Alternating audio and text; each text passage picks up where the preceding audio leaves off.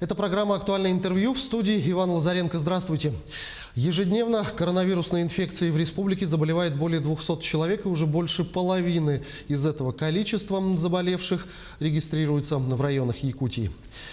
Как борются с COVID-19 медики Нюрбинского района, с какими сложностями сталкиваются в работе и что им помогает не падать духом в этой непростой обстановке, мы спросим у главного врача Нюрбинской центральной больницы Натальи Павловой. Наталья Николаевна, здравствуйте. Здравствуйте. Вот если посмотреть на общую статистику по республике и сравнить с другими улусами, то как обстоит ситуация с COVID-19 в вашем районе и насколько она напряженная? Коронавирусная инфекция у нас в нашем районе началась 6 июня 2020 года, когда был зарегистрирован первый случай новой коронавирусной инфекции. До этого, с начала пандемии в мире, мы благодаря оперативным решениям оперативного штаба республики и оперативного штаба района сдерживали проникновение этой инфекции в наш район. Но 6 июня у нас уже зарегистрировано 817 случаев новой коронавирусной инфекции, в том числе у 73 детей. Из них методом ПЦР мы выявили 787 случаев новой коронавирусной инфекции и новым методом экспресс-диагностики ИХ 30 случаев новой коронавирусной инфекции. С момента регистрации первого случая у нас всего выздоровело 625 человек. Это составляет 76,5% от всех случаев новой коронавирусной инфекции.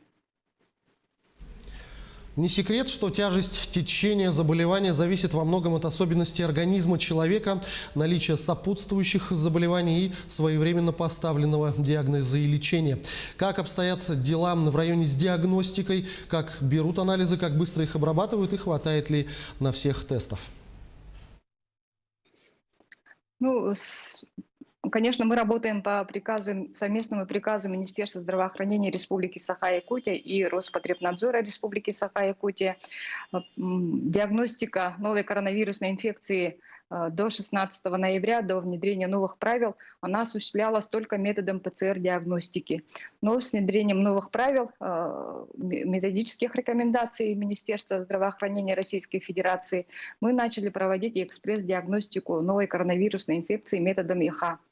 То есть за весь период этого года мы отобрали более 7 тысяч проб ПЦР и начали проводить ИХ-диагностику. Также, конечно, мы проводим и иммуноферментный анализ, то есть выявляем наличие антител в крови человека.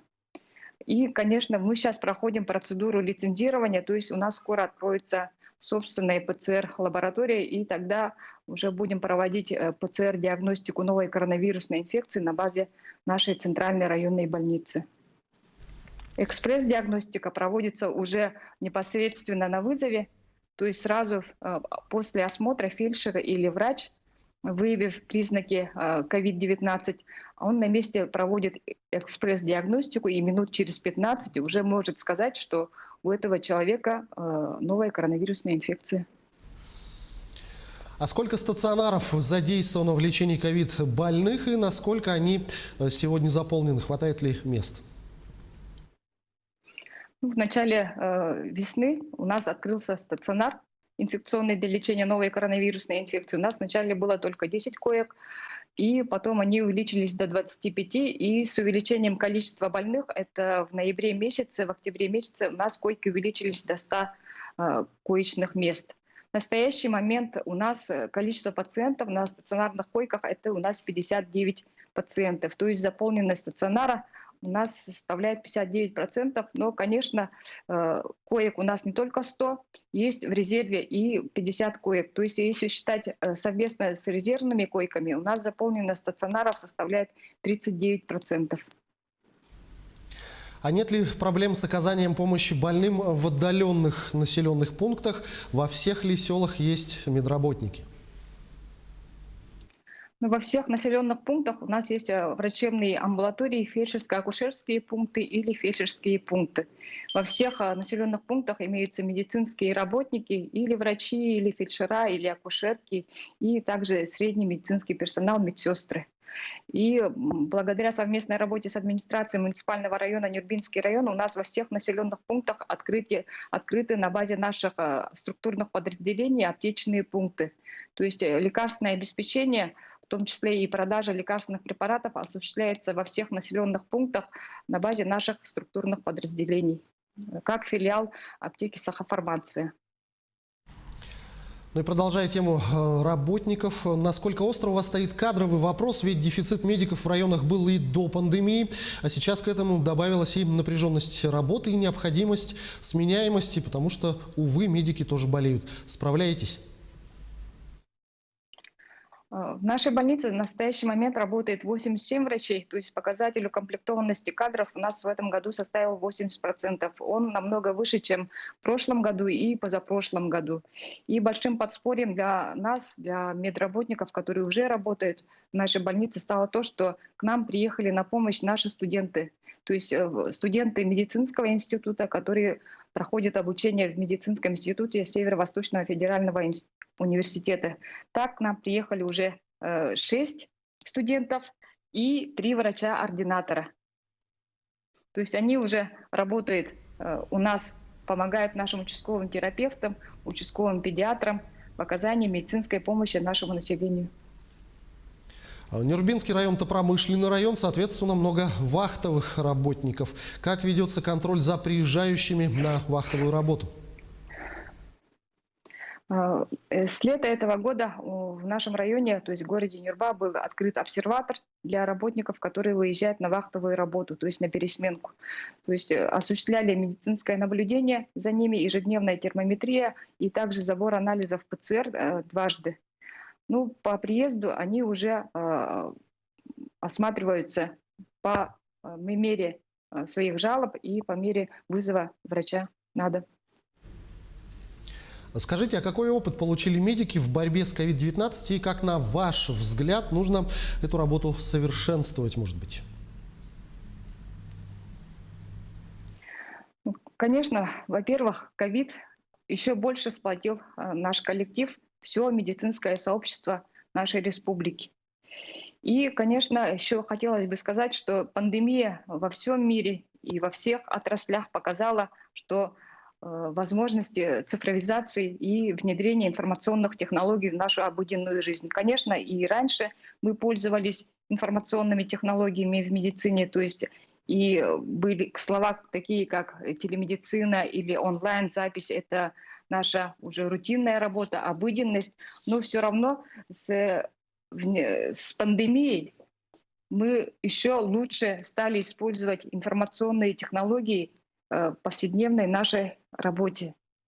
И в-третьих, конечно, это самое главное, пандемия показала, что самым ценным для каждого человека является его здоровье, здоровье его близких. И поэтому теперь уже каждый житель начал ценить свое здоровье и заботиться о нем. К сожалению, в последнее время нередки случаи, что медицинские работники, особенно работающие в красной зоне, просто отказываются выходить на работу, ну, как говорится, выгорают. Что вам и вашим коллегам помогает не опускать руки и не падать духом в такое непростое время? Своим коллегам весной, еще в период подготовки к пандемии, я говорила и сейчас продолжаю говорить, что кто, если не мы? Кто, кроме нас, медицинских работников, сможет сначала диагностировать болезнь, затем вылечить болезнь? Только медицинские работники могут помочь больным. И поэтому медицинский работник — это самая гуманная профессия, профессия врача, профессия медицинской сестры. И поэтому, несмотря на опасность заражения, несмотря на высокую психологическую и, конечно же, физическую нагрузку, вся медицинская общественность, не только мы, во всем мире противостоит этой коварной болезни, но и, конечно, и другим болезням. Поэтому также эта пандемия показала сплоченность всего населения, тоже не только нашего района, готовность помочь ближним, готовность помочь даже медицинским работникам. И в течение этого года мы, медицинские работники, почувствовали поддержку со стороны населения, общественности и, конечно же, руководства нашего муниципального района. Поэтому эта помощь от населения, поддержка от населения помогает нам не падать духом и противостоять этой болезни. Наталья Николаевна, я благодарю вас за эту беседу. Большое спасибо, что ответили на наши вопросы. Огромное спасибо вам за ваш труд и низкий поклон. Всего вам доброго. Спасибо. Это была программа «Актуальное интервью». Как борются с COVID-19 медики Нюрбинского района и с какими сложностями сталкиваются в работе. Об этом мы говорили с главным врачом Нюрбинской центральной больницы Натальей Павловой. Берегите себя и своих близких. Обязательно носите маски, дезинфицируйте руки и соблюдайте социальную дистанцию. До встречи в эфире.